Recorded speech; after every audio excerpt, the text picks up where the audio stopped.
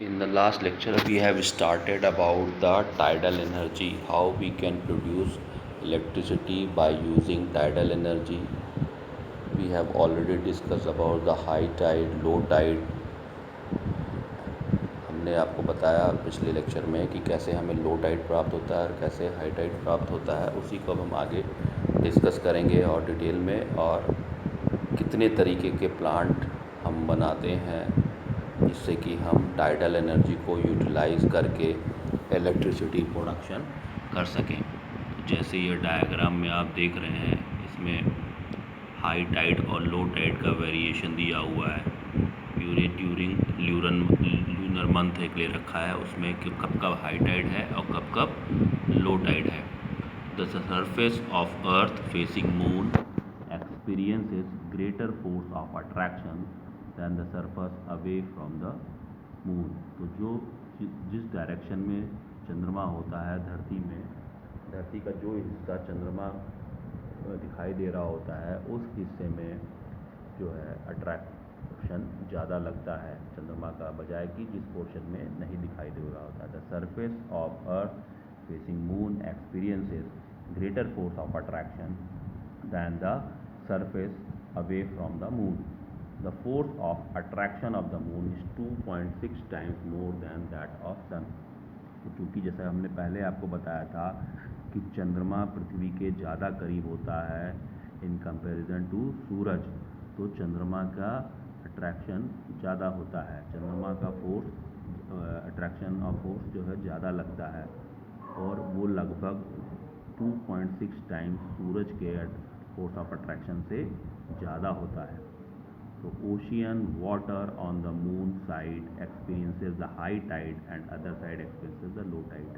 तो चंद्रमा पृथ्वी के जिस हिस्से की तरफ होता है वो हिस्सा पृथ्वी का, उस पर हाई टाइड आता है, और चंद्रमा के जो दूसरा हिस्सा होता है पृथ्वी का, जिधर की ओर चंद्रमा नहीं होता है उधर लो टाइड मिलता है। ये डायग्राम दिया हुआ है, जैसे कि न्यू मून के टाइम में स्प्रिंग टाइड, जो हाई टाइड मिलता है उसको क्या बोलते हैं, स्प्रिंग टाइड बोलते हैं। तो जब न्यू मून है उस समय हमें स्प्रिंग टाइड मिल रहा है, और जब फर्स्ट क्वार्टर मून है तो नीप टाइड, लो टाइड हमको मिल रहा है, और जब फुल मून है तो फिर हमें स्प्रिंग टाइड मिलेगा, और फिर जब थर्ड क्वार्टर में मून रहेगा फिर हमको नीप टाइड मिलेगा, और फिर जब न्यू मून हुआ तो हमें स्प्रिंग टाइड मिलेगा। तो न्यू मून और फुल मून जब होगा तब हमें हाईएस्ट टाइड मिलता है, स्प्रिंग टाइड हमको उस समय मिलेगा। और जब चंद्रमा फर्स्ट क्वार्टर में और थर्ड क्वार्टर में होगा तो हमें नीप टाइड मिलेगा। तो जैसा डायग्राम में दिया हुआ है, 12 आवर्स 25 मिनट्स का हाफ लूनर डे होता है, और 24 आवर्स और 50 मिनट्स का जो है फुल लूनर डे होता है, एक लूनर डे होता है, और 29.51 डेज़ का जो है एक लूनर मंथ होता है। एक लूनर मंथ जो होता है वो 29.51 डेज़ का होता है। डायग्राम में जैसा कि मेंशन है देख सकते हैं, new moon, full moon, again new moon, इससे हमें स्प्रिंग टाइड मिल रहा है। फर्स्ट क्वार्टर और थर्ड क्वार्टर ऑफ मून में हमको नीप टाइड मिल रहा है, और 12 आवर्स 25 मिनट्स का हाफ लूनर डे होता है, जो कि 24 घंटा 50 मिनट का फुल लूनर डे होता है, और 29.51 डेज में हमारा एक लूनर मंथ होता है। The force of attraction causes acceleration of water and earth towards the moon। The mass of water shift towards the moon। तो जो क्या होता है कि जब मून का अट्रैक्टिव फोर्स लगता है तो पानी जो है मून की ओर उठता है, तो उससे क्या होता है, ज्वार आता है, उससे क्या होता है, हाई टाइड आता है। डाइयूरल टाइड्स, तो it includes 2 low tides and 2 high tides for one more rotation of moon around the earth। एक जो चंद्रमा का एक चक्कर जो होता है पृथ्वी का, उसमें 2 लो टाइड और 2 हाई टाइड आते हैं, इसको बोलते हैं डाईयूरल टाइड्स। ड्यूरिंग फुल और new moon, when the sun, moon and earth are in the same line, the gravitational forces of sun and moon are enhanced, the tidal range in the large। जब सूर्य, चंद्रमा और पृथ्वी तीनों एक line में होते हैं, तब ग्रेविटेशनल फोर्स चंद्रमा का और सूरज का कंबाइंड लगता है पृथ्वी के ऊपर, उस समय हाईएस्ट टाइड मिलता है। The tidal range is then large. तो डाईयूरल टाइड क्या हो गया? एक परिक्रमा जो चंद्रमा धरती की करता है, उस एक परिक्रमा करने में 2 हाई टाइड और 2 लो टाइड आते हैं, उनको कहते हैं डाईयूरल tides. It includes 2 low tides and 2 high tides for 1 rotation of moon around the earth। अब during full or new moon, when the sun, moon and earth are in the same line, the gravitational forces of sun and moon are enhanced, the tide range is then large। The tidal range is maximum on full moon or new moon, and such tides are called spring tides। The tidal range is minimum on first quarter and third quarter moon, and such tides are called neap tides। तो ये questions ज़रूर exam में पूछे जा सकते हैं objective type में कि फुल नीप टाइड क्या होता है और स्प्रिंग टाइड क्या होता है। 3-4 तरीके के दिए होंगे, उसमें ऑप्शन रहेगा। Now we come to the tidal power plants. अब हम टाइडल पावर प्लांट्स के बारे में डिस्कस करेंगे, कितने तरीके के टाइडल पावर प्लांट्स होते हैं और इनकी फंक्शनिंग कैसी होती है। The main components of tidal power plants are, the first one is dam. The function of a dam is to form a barrier between the sea and the basin or between one to another basin। It is also called as barrage. तो dam का काम क्या है? Basin और समुंदर के बीच में barrier का काम करता है, या 2 बेसिन, जब हम डबल बेसिन सिस्टम यूज़ करेंगे तो बीच में जो डैम होता है वो 2 बेसिन के बीच में होता है, इसको बैराज भी कहते हैं। सेकंड, स्लॉइस फेज, जो मैंने इंट्रोडक्शन में इस चैप्टर में शुरू में बताया था कि छोटे छोटे गेट लगे होते हैं। जब हाई टाइड पे समुद्र का पानी होता है तो डैम के अंदर, बैराज से अंदर लेने के लिए, बेसिन में पानी लेने के लिए, अंदर लेने के लिए हाई टाइड पे स्लॉइस गेट खोल दिए जाते हैं और फिर बंद कर दिए जाते हैं। और जब उन्हें बैराज से बाहर निकालना होता है तब स्लॉइस गेट फिर से खोले जाते हैं, तो पानी टरबाइन से होता हुआ, टरबाइन को रोटेट करता हुआ स्लॉइस से वे से बाहर निकल जाता है। तो second important power plant part is sluice. Sluice ways from the basin to the sea and vice versa। The sluice ways are gate controlled devices। They are used to fill the basin during the high tide or empty the basin during the low tide। Third part of tidal power plant is powerhouse।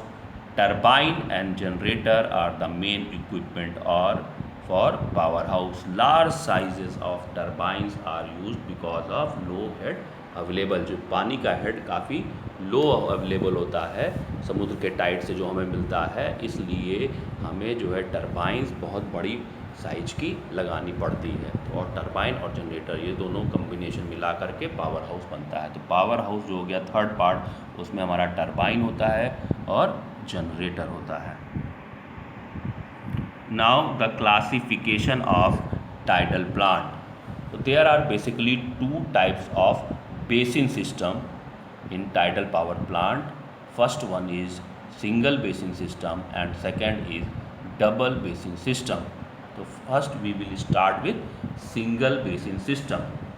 It generates power only intermittently। intermittently मतलब रुक रुक कर, ये continuous power इसमें generate नहीं होता है। इसमें पावर जो जनरेट होता है वो रुक रुक कर होता है। The basin is separated from the sea by a dam और barrage. The sluice way is opened during high tide to fill the basin। The turbine generator units are mounted within the duct inside the barrage। इसमें क्या होता है कि basin और समुद्र के बीच में एक बैराज बनाते हैं, डैम बनाते हैं। वो जब हाई टाइड आता है तो डैम से पानी अंदर स्टोर करते हैं एक सर्टेन लेवल तक, सर्टेन हाइट तक। हाई टाइड जब आता है तो पानी स्लाइस गेट खोल करके अंदर कर लेते हैं, और लो टाइड के टाइम वो स्लाइस के थ्रू पानी बाहर छोड़ते हैं, जो कि टरबाइन से होता हुआ जाता है। तो टरबाइन और जनरेटर यूनिट जो है इसके अंदर होती हैं, और टरबाइन से जब पानी होता हुआ जाता है तो टरबाइन को रोटेट करता है, जिससे जनरेटर कनेक्टेड होता है, जिसमें कि इलेक्ट्रिसिटी प्रोड्यूस होती है। अब जो सिंगल बेसिन सिस्टम है ये भी 3 तरीके के होते हैं। The single basin system can be further subdivided as number 1 single ebb cycle system, single tide cycle system and double cycle system. तो सिंगल एप साइकिल सिस्टम में क्या होता है? In single ebb cycle system when the high tide are falling, sluices are opened and permit the sea water to enter the basin, while the turbine sets are shut. The level of basin starts increasing. The energy is stored in the form of the tidal range. Tidal range gives head of water during low tide. The generation of power takes place when the water from the basin flows over the turbine into low level sea water. The turbines are designed for a single way operation। तो single ebb cycle system में क्या होता है? जब high Tide पे समुद्र का पानी होता है, समुद्र में जब हाई टाइड आया रहता है तो स्लाइसेस खोल देते हैं।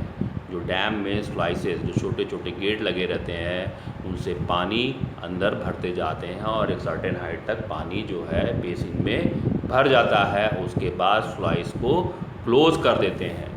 और जब समुद्र लो टाइड पे होता है, जब पानी का लेवल कम होता है, तो उस समय बेसिन का पानी स्लाइसेस खोल देते हैं और बेसिन का पानी बाहर जाने के लिए छोड़ते हैं। बेसिन का पानी जो बाहर जाने के लिए छोड़ते हैं लो टाइड के टाइम पे, तो वो किससे टकराता है? वो टरबाइन से टकराता है, टरबाइन पे गिरता है, और टरबाइन से होता हुआ, टरबाइन को रोटेट करता हुआ स्लाइस के थ्रू समुद्र में चला जाता है। इसमें जैसे ही वो स्लाइस वे में जाने से पहले जब वो टरबाइन से टकराता है, तो टरबाइन, बड़ी बड़ी टरबाइंस होती हैं, उनके ब्लेड रोटेट होते हैं, और उनसे क्रैंकशाफ्ट के थ्रू जनरेटर कनेक्टेड रहता है, जो तेज़ी से रोटेट होता है, और वहाँ पे इलेक्ट्रिसिटी प्रोड्यूस होती है। ठीक, the generation of power take place when the water from the basin flows over the turbine into low level sea water. The turbines are designed for a single way operation. इस तरीके से जब पानी बाहर निकल रहा होता है तो वो टरबाइन को रोटेट करता हुआ बाहर चला जाता है।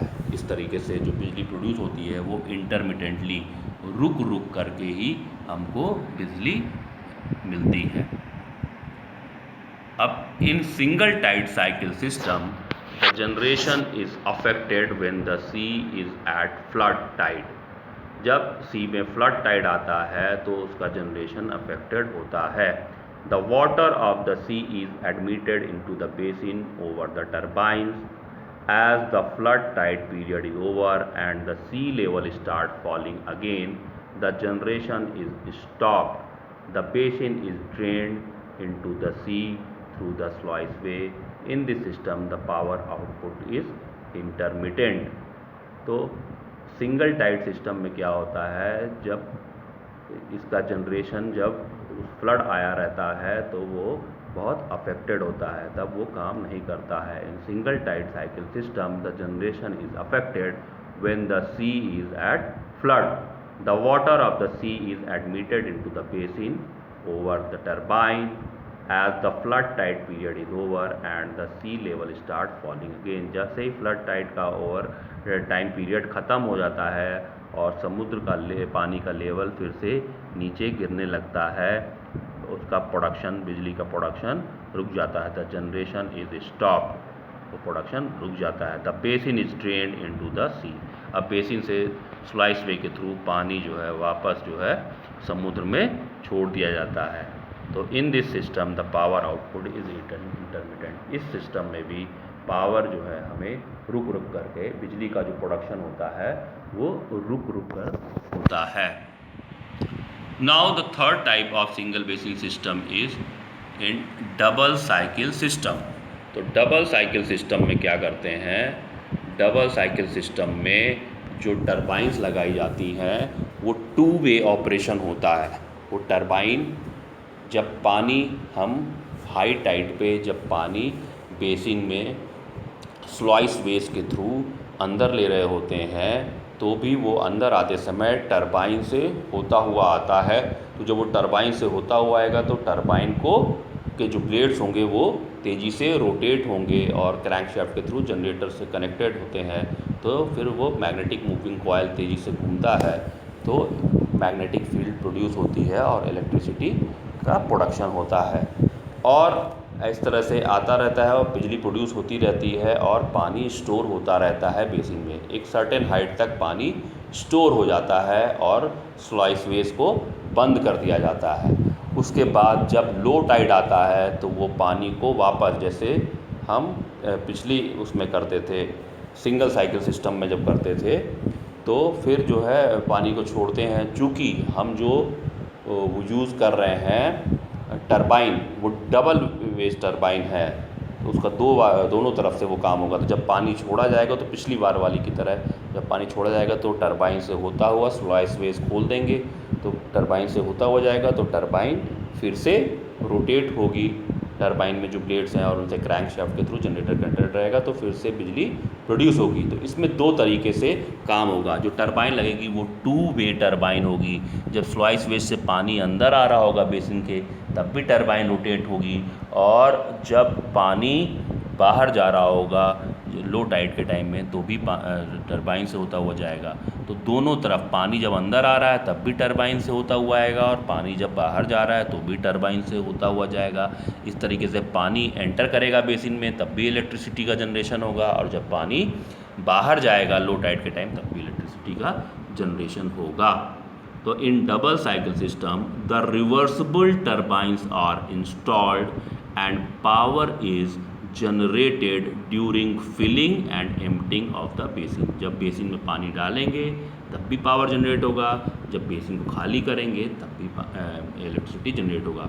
Filling process occur when the ocean is at high tide while the water in the basin is at low tide level. The ocean is at low tide and basin at high tide level.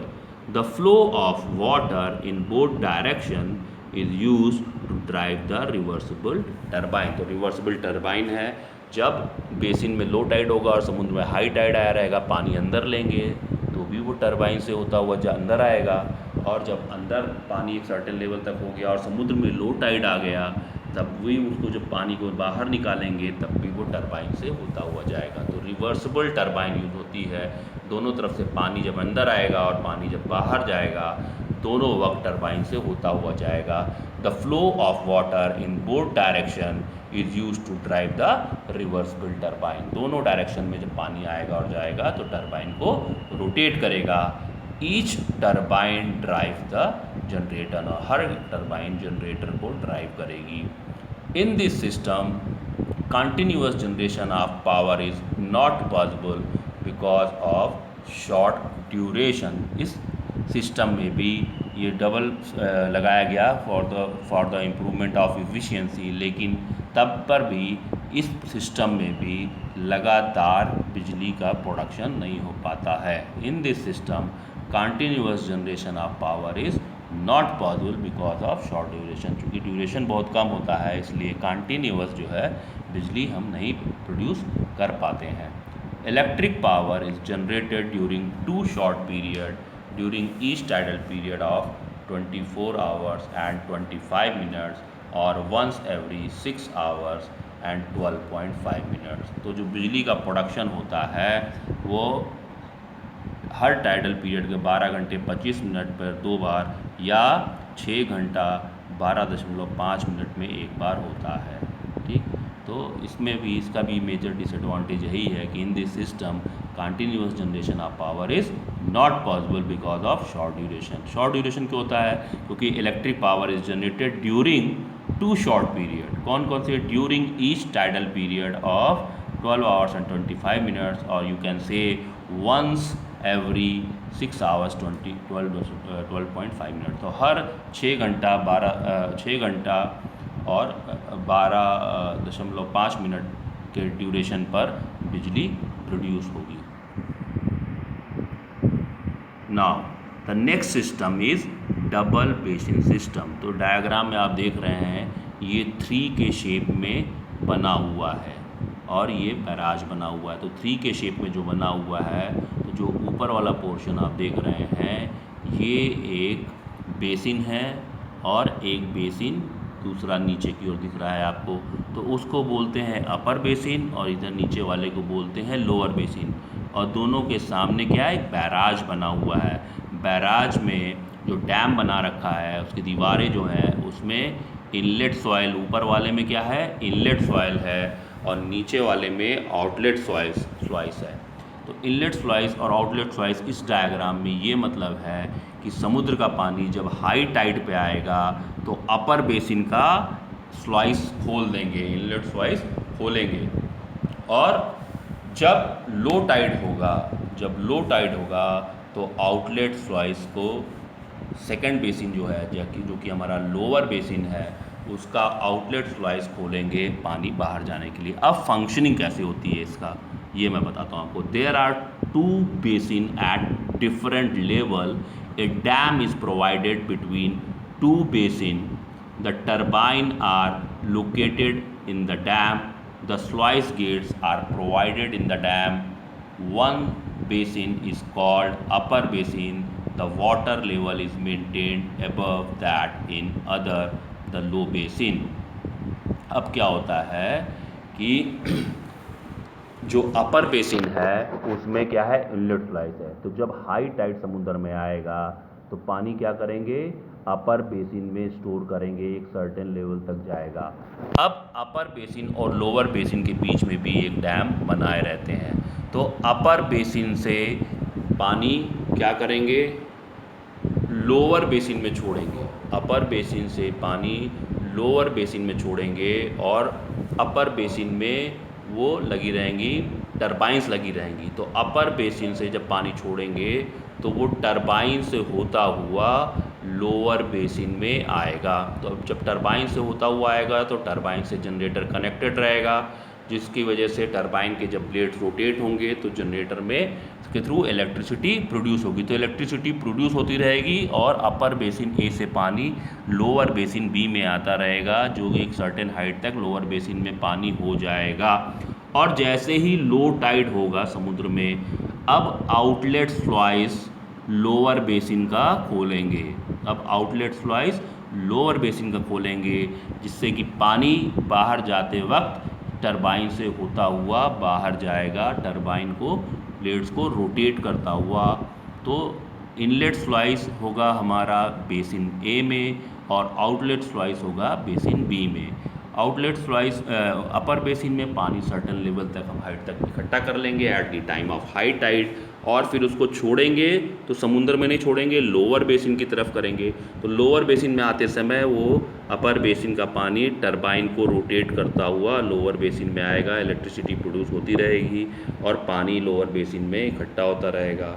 और in the end जब low tide आएगा तो lower basin का जो outlet स्लॉइस है उसको खोलेंगे, तो अब लोअर बेसिन का पानी टरबाइन से होता हुआ आउटलेट स्लॉइस से गुजरेगा। तो टरबाइन से होता हुआ गुजरेगा तो फिर से इलेक्ट्रिसिटी प्रोड्यूस होगी। तो there are 2 basin at different level, a dam is provided between 2 basin, the turbines are located in the dam, the sluice gates are provided in the dam, the basin is called upper basin and the water level is maintained above that in other the lower basin. The high level basin gates are called inlet gates and low level gates are called as outlet gates. The upper basin is filled with water when the water level in basin A provides a sufficient difference of head between the two basins. The turbines are started. The water flows from A to B through the turbines and power is generated. जब अपर basin ए और lower basin B के water level में head में एक certain difference आ जाएगा, तब अपर basin ए का पानी छोड़ेंगे जो कि टरबाइन से होता हुआ बेसिन बी में जाएगा. When the water level in basin A provide a sufficient difference of head between the two basins, the turbines are started, the water flows from A to B through the turbines and power is generated. The power generation thus continues simultaneously along with filling up the water in basin A. When the tide reaches its peak value, the water level in A is maximum. The inlet sluice is then closed. The water flows from the upper basin to the lower basin through the turbines. Therefore, water level in the above basin falls and that in the lower basin arises. When the rising level in basin B becomes equal to the level of the falling tide, the outlet sluices are open. तो same functionality है, ये बार बार यही rotate होता रहेगा. Inlet slice के through पानी ए में अंदर लेंगे, फिर ए का जो हेड बी की तुलना में बहुत ज़्यादा हो जाएगा, तब ए से पानी छोड़ेंगे जो टरबाइन से होता हुआ बी में आएगा. ठीक, और फिर इधर जब लो टाइड होगा तो बी से पानी छोड़ेंगे और फिर जैसे ही हाई टाइड रहेगा ए में पानी लेते रहेंगे. तो ये साइकिल चलता रहेगा. When the tide reaches its lowermost level, the outlet gates are closed. After some time, the tide rises. When its level becomes equal to the low level of upper basin, the inlet gates are opened. Consequently, the level of water in basin A start rising. Thus, the cycle is repeated. तो ये फंडा है जो 3 के shape में बना हुआ है. तो जो ऊपर है वो एक अपर बेसिन है और नीचे जो है लोअर बेसिन है. तो अपर बेसिन में जो स्लाइस गेट लगा होगा वो इनलेट स्लाइस है. कहने का मतलब डैम के थ्रू जब हम बेसिन में पानी लेंगे वो अपर बेसिन में लेंगे और जो पानी छोड़ेंगे वो आउटर स्लाइस से वो लोअर बेसिन में होगा. तो हाई टाइड के टाइम पानी अपर बेसिन में ले लेंगे और अपर बेसिन के जब वाटर हेड काफ़ी ज़्यादा हो जाएगा लोअर बेसिन के वाटर हेड से, तो अपर बेसिन के पानी को छोड़ेंगे जो कि टरबाइन से होता हुआ लोअर बेसिन बी में आएगा और वो टरबाइन को रोटेट करता हुआ आएगा लोअर बेसिन बी में. अब लोअर बेसिन बी में एक सर्टेन हाइट तक पानी का लेवल हो जाएगा जब वाटर हेड काफ़ी ज़्यादा हो जाएगा, और जैसे ही समुंदर में लो टाइड आएगा तो अपर बेसिन बी का पानी छोड़ेंगे जो टरबाइन से होता हुआ स्लाइस गेट खुल जाएगा, आउटलेट स्लाइस खुल जाएगा और वो समुंदर में चला जाएगा. तो वो भी टरबाइन को रोटेट करता हुआ जाएगा. तो इस तरीके से इलेक्ट्रिसिटी का प्रोडक्शन इसमें होगा. Now the advantage of tidal power plant. Tidal power plant के advantages. The first one is it is free from the problem of uprooting the people and distributing the ecology balance. Second is it is everlasting and is not influenced by the changing mood of the nature such as failure of monsoon. तो इसका एक फ़ायदा ये है tidal power plant का कि ये nature पर डिपेंड, मानसून पे डिपेंड नहीं है. ये हमेशा कंटिन्यूअस हमें मिलता रहता है. It is ever lasting and is not influenced by changing mood of the nature. ये जो समय समय पर मानसून का बदलाव होता रहता है, नेचर में बदलाव होता रहता है, उसका हमें टाइडल एनर्जी से बिजली प्रोडक्शन पर कोई फ़र्क नहीं पड़ता है, क्योंकि ये तो समुद्र में जो हाई टाइड और लो टाइड आता है ये चंद्रमा और सूरज की पोजीशन पे डिपेंड करता है. जितना अट्रैक्टिव फोर्स जिस समय लगता है उस हिसाब से लो टाइड और हाई टाइड आता है. It is not depend on the monsoon और the changing mood of the nature. Third, no extra submerging of land involve, बहुत ज़्यादा हमें लैंड की ज़रूरत नहीं होती है। Fourth one is tidal power generation is free from pollution. अब टाइडल पावर प्लांट से जो भी हम बिजली का प्रोडक्शन करते हैं तो इसमें किसी भी तरीके के फॉसिल फ्यूल लाइक कोल, नेचुरल गैस और पेट्रोलियम प्रोडक्ट, किसी भी तरीके के फॉसिल फ्यूल का चूँकि उपयोग नहीं होता है, इसलिए टाइडल पावर प्लांट से जो हम बिजली का प्रोडक्शन करते हैं वो टोटली हमारा पोल्यूशन फ्री होता है। Fifth one is the biggest advantage of tidal power plant is that it is inexhaustible.